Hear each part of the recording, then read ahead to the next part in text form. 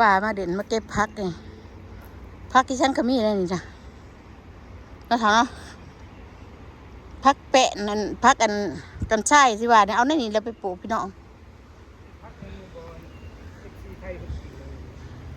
ใช่จ้าคนกินเบอร์ดอกอันนั้นเขาบ่เข้าใจหรอกเป็นอยากเพิ่นก็กินเขาบ่เคยกินเขาก็บ่อยากโอ้หลอกอันนี้งามว่ะขาวจังเลยเนาะดอกเข็มโอ้ก็งอนดิเพิ่นตัดแล้วว่ะตัดแล้วเนาะพักอีหยังเด้อโอ้ยน้อยอย่าบงหารเจ้าเฮ็ดจับไปซื้อแสดงนี่เด้พักเสียนอันนั้นอเมริกาแม่นไผมาเก็บอ่ะเนี่ยแก่ล่ะบอกว่าเบิ่งซื่อๆอันเขาว่าเด็ดเอาไปแล้วนี่สงสัยเขากินกับเฮานี่แหละพักเสียนนี่พักเสียนอเมริกาคั่นก็แซ่บขน่อยมาตอนนั้นมาเก็บเอาป้าตัวสองคนผัวเมียเป็นกระขุเลย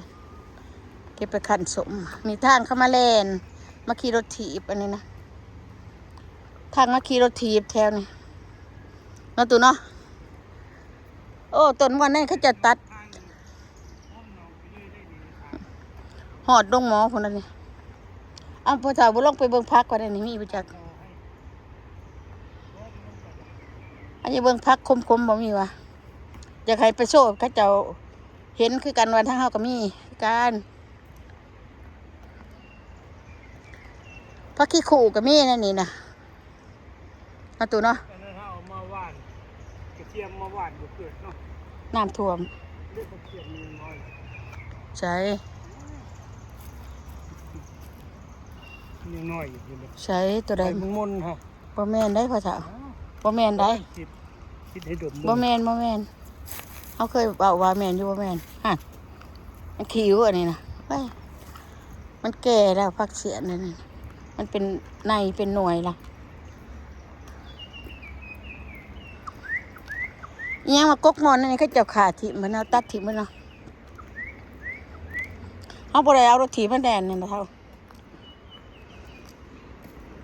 บัวป่าวะฮะบัวป่าวะฮะโอ้ยหอมเลยดอกไม้เนาะหอมเบิ่งทำทางสิยืนอยู่นี่ก่อนโอ้ดอกไม้งามพี่ดอกเนาะหลายดอกไม้นี่งามหอมห่อยหอมได้ยางกายสิกะหอมนะเท่าเนาะหอมมา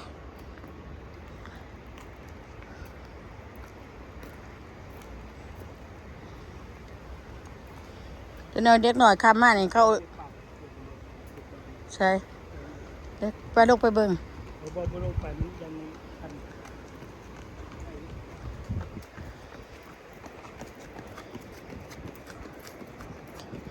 แมลงคือเขานี่โอ้ดอกไม้งามแท้เผาจะเผาถ่ายดอกไม้ก่อน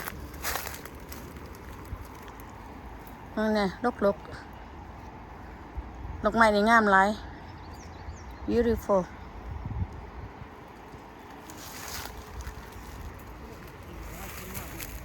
เขาให้นั่งเขาเวลาคนเล่นเอ็กซ์ไซส์นะทางตัวนี้ทางเขาเอ็กซ์ไซส์คอมพานีเขาจะอันนั้นเป็นคอมพานีเขาเห็ดช้างคอมพานีว่าอย่างโหเขาก็ทาต้นไม้พี่ละทาดอกไม้พี่โอ้แท่นี่เป็นเบิดสะโอ๊ตพื้นหลายเลยโอ้เป็นเบิดเขาจะทางชื่อได้เช่นมาตึกปลาได้แกะนี่ได้เล่นหวยมันนั่นที่ว่าเบิ้ลนั่นนะมันเป็นเบิ้ลอยู่นะ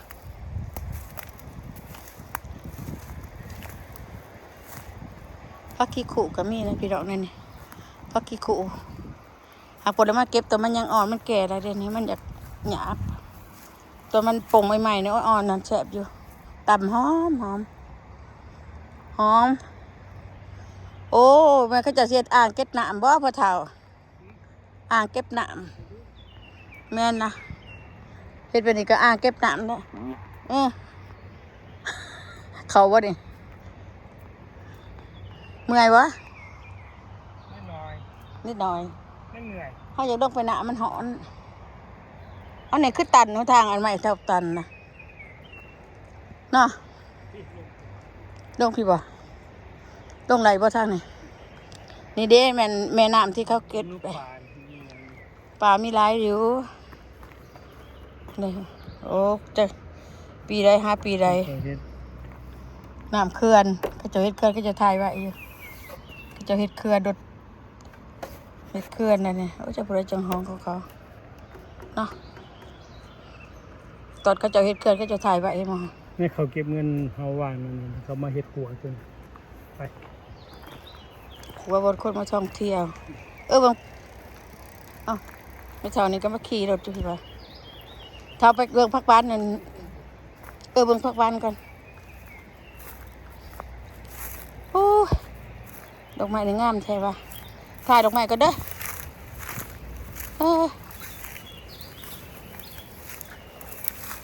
ดอกไม้สีเพอร์โปงามอีดี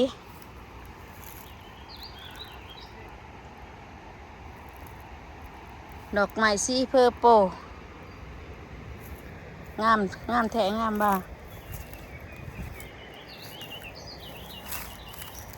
โอ้เสียงนกเสียงหนูมันห้องไงคือกันกับอยู่ปากช่องเด้อพี่น้องเด้อห้องมันเบากันจ้อแจ้นะเป็นกินหอดหวานเด้หนูบ่แม่นพักเสียนพักบานน่ะนะให้เบิ่งพักหวานอย่างว่าสิถ่ายบนพักหวานน่ะแล้วนี่นะฮะมาเก็บขุดเถื่อค่ะ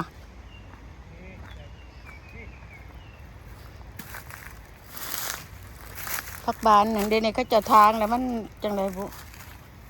มันดับบ่ได้ไดแต่จริงเลยเขาเราก็เข้ามาเก็บแถวนี้แหละพักหวาน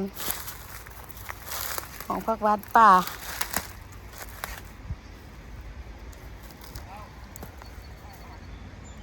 เบิ่งพักบ้านก่อนยังว่า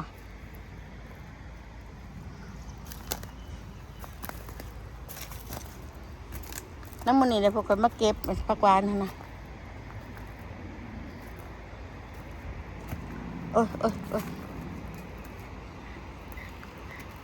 วันนี้วันบ่มีเขาจะทางแปลนโพดอะแต่ก่อนมันบ่ได้ทางแต่ก่อนบ่ได้ทางก็มีผักหวานหลายเก็บอยู่นี่มันมีจักต้นมีหยังเขาจะขาบ่ได้บ่ขาถิ่มบ่แต่ก็ผักหวานหลายแล้วแทนเนาะตอนถ้ามาเก็บปีนั้นเนาะผักหวานเนาะพี่ดีเพิ่นบ่มีช่วงใช้เขาเจ้าทางเขาจะรถไถตัดมันนะเด็กแกะนี่แกะกระพือนี่แกะกระพือบ่เท้าแกะกระพือบ่นี่ตะกี้มันมีน้ำอยู่บนนี่นะเดี๋ยวบ่มีน้ำแต่เข้าปล่อยเขื่อนแล้วก็ลงไปหลุมเบิด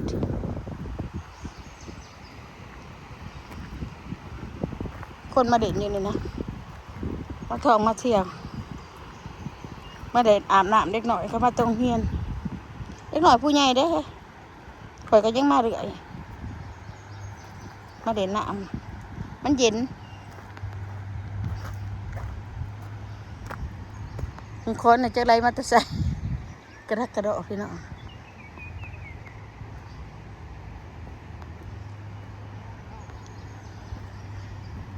ฮะชีดเบ็ดบ่ไปซื้อได้เส้นเลยเคย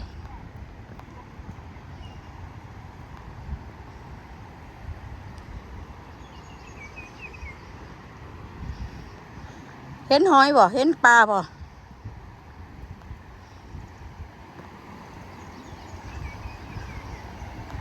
ซื้อได้เส้นนะปูนนี่เลยตกปลาในพระเถาวดีได้แล้วนี่น้ำเบิ้ลไว้ในไร่แล้วน้ำปลานั่นมันมาแต่ใช้อันนี้มันบ่มีทางออกทางเขาดูกบโอ้ใช่ดูกบเลย ยัง โอ้ดอกขี้ขันขากตีอันนี้นะ ตัวดำเนาะ ดอกขี้ขันขาก การได้มี ดอกขี้ขันขากอันนี้นะนี่อันตึกเวทไอ้ตึกวันนี้นี่นี่เท่าปลาหน่อยเจ้าน่ะเห็นบ่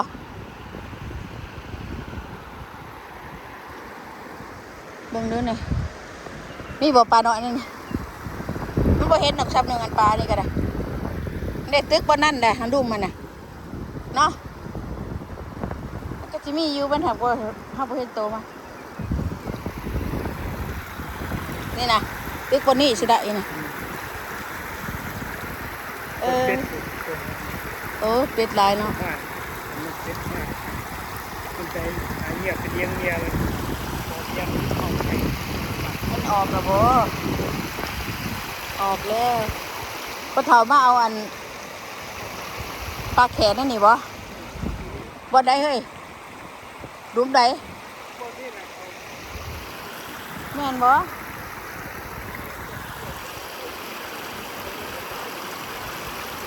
ปลาแขหลายตรงนี้ลูกขี้ขันขากก็ดูลูกอีหยังอันนี้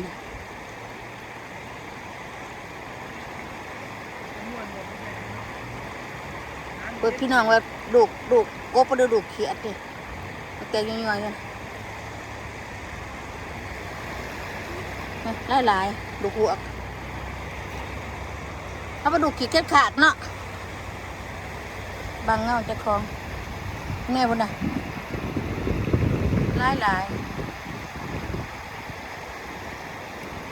มันเขาโกนนี่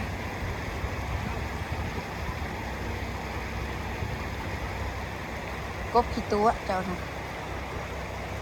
ตะกี้พากันมากกับพอดินดามาลอยน้ำจกทั้งหมดนี่แหละเถาลุ้มเนี่ยจกหาอันปลาแขเนี่ยโบเป็นปลาแขเนี่ยได้ทุกปลาปลากดปลาเก็ดก็ได้จกเอาในสางในลุ้มงมเอาฮะ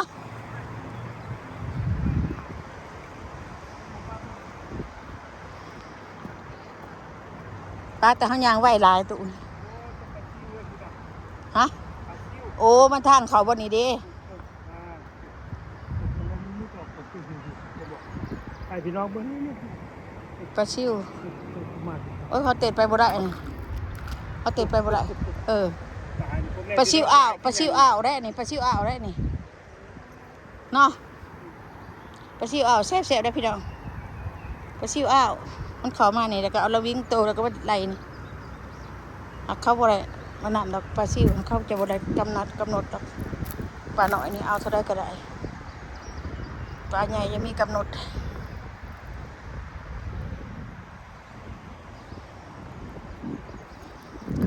โอเคตู้โอ้ยตกลุมตกไหลบ่เป็นป่าบ่นี่พ่อเฒ่าอันนี้บ่เป็นป่าบ่เบิ่งดูโคตรงงเลยแม่นยังนี่คือป่าเอ้าอยู่ดีไม่แห้ง